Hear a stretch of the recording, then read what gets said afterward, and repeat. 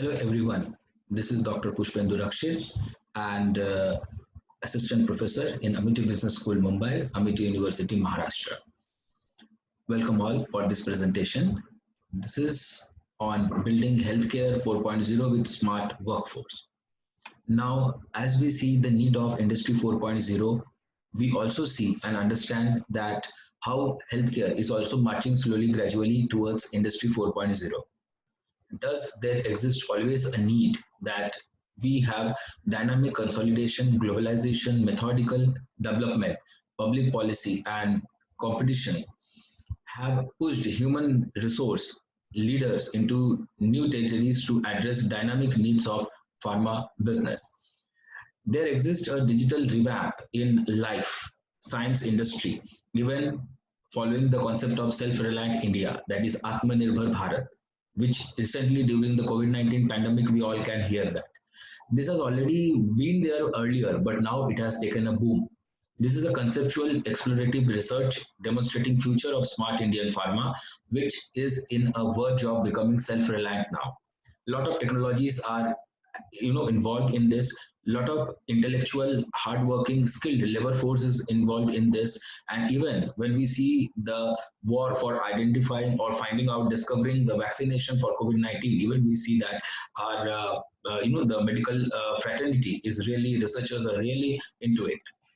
So we definitely have we can say that the workforce is really, skilled workforce is really an integral part of the entire system for making the things more competitive, and that is a competitive advantage which we have.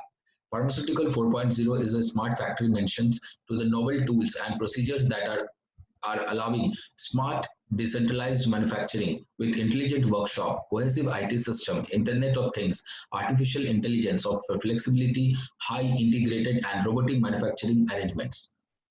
Will also, this study helps to focus on pharma workforce challenges such as performance management, compensation management, motivation, promotion, talent management, training and development with the help of AMO model, comprising three main components: ability, motivation, and opportunity. That is the need of an hour.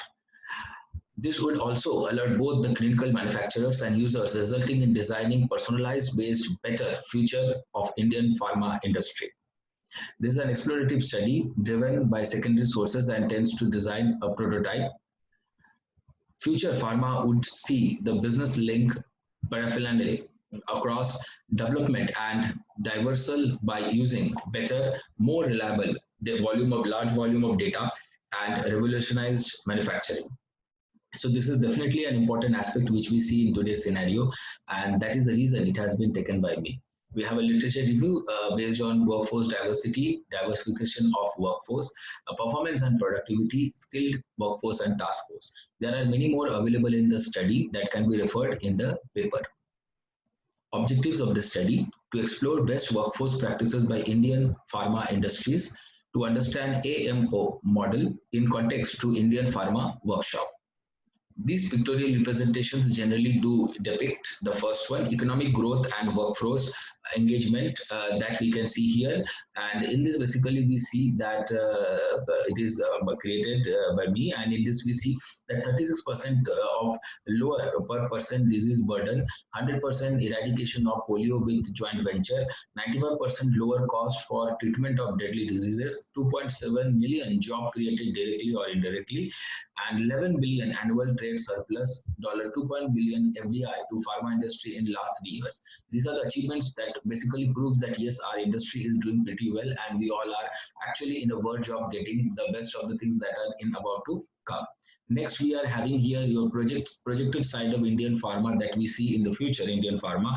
So here basically we also find that we have here the graph basically shows that 2018, then we have 2030, and then 2030 in the further upcoming years, where we see an accelerated growth in Indian pharma, and there is a strong growth, and India is definitely providing medicines to US, UK, and lot many different countries, and even Maldives during the days when we saw the pandemic was there.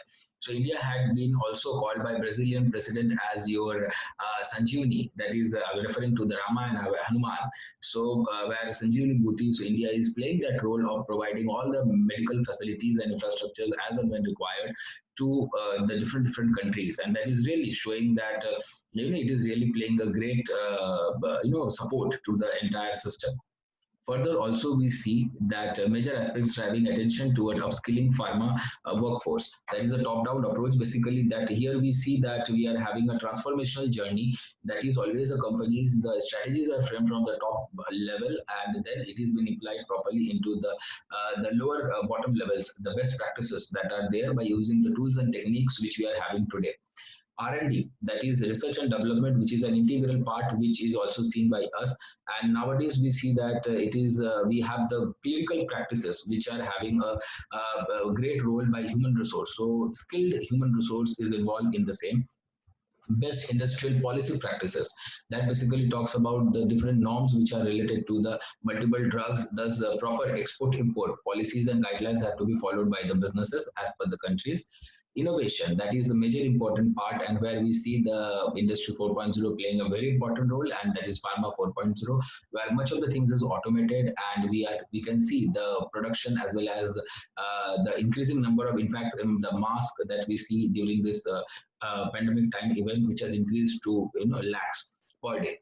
Now, even we have next is advancement in technology. So any technological advancement that has to be properly adopted by the businesses, and people must be participating, because it's always the people, process, and technology. That is PPT we see here. So it is always human driven. So we need to be having skilled labor, and that can always be developed and generated. And India is very lucky to have such skilled labor.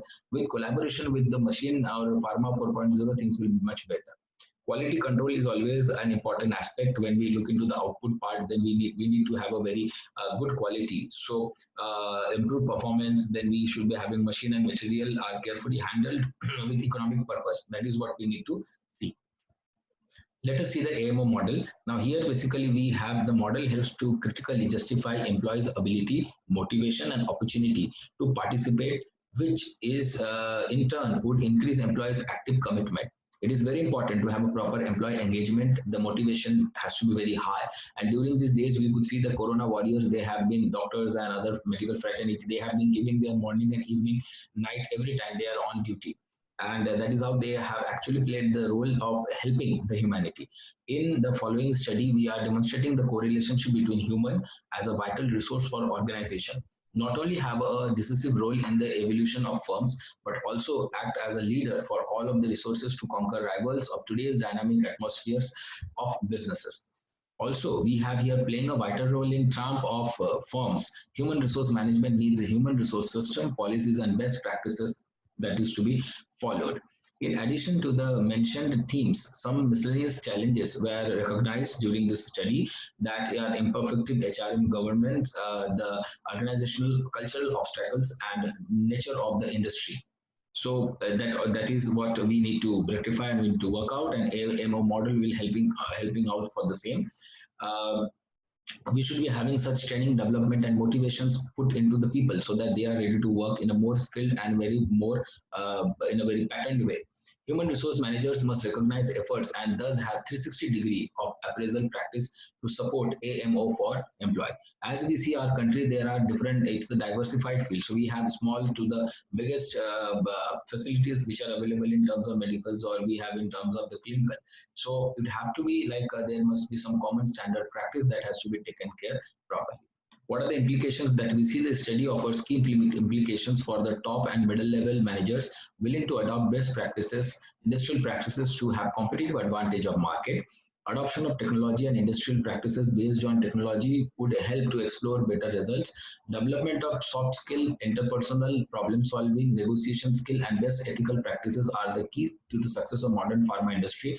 Thus, the role of workforce from medical staff, manufacturers, the service providers, and the entire medical fraternity has to be into a proper supply chain. And that is the reason for the best practices that can be followed.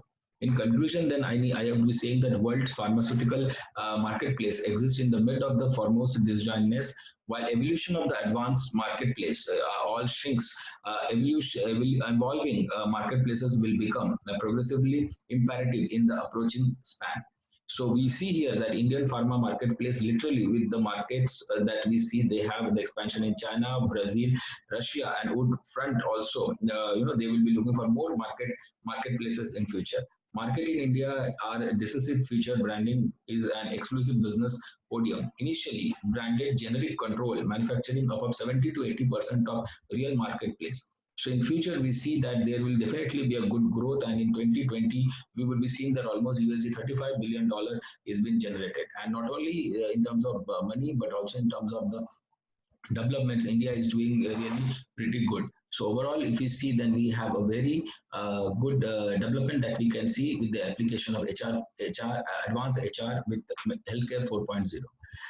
Thanks a lot. I thank the organizers for giving this opportunity to have the presentations done. Thanks a lot to everyone who are listening, and it's a humble opportunity that has been provided to us. So thank you.